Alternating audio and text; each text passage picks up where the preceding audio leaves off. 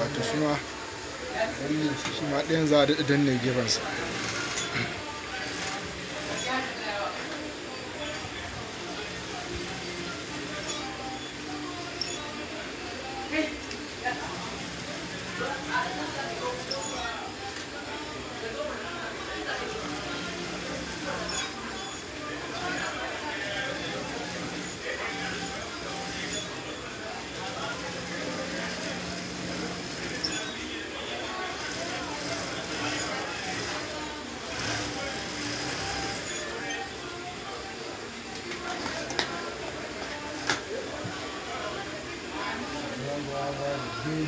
Yanzu ga shi rasko ya gama fita kenan,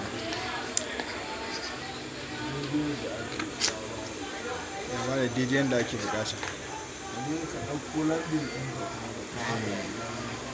Wato landin din da ka fitar na shafi kenan.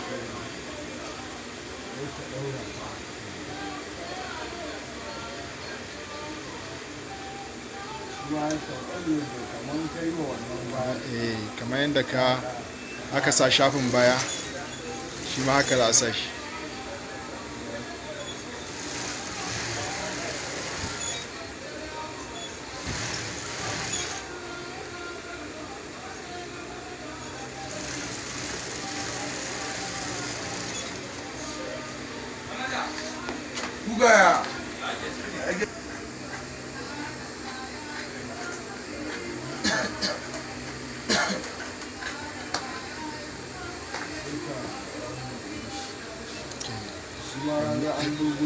An zo gurin yayi dole sai an yayyanke inda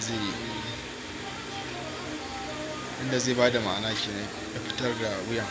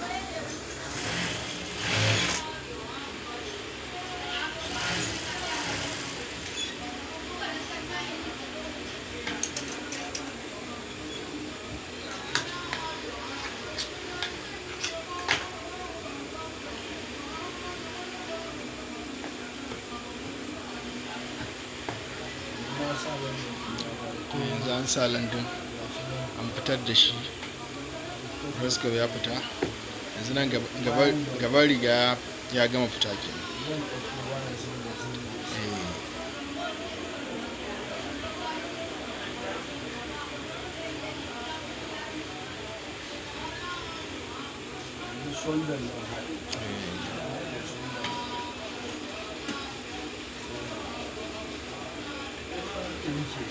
A ɗinke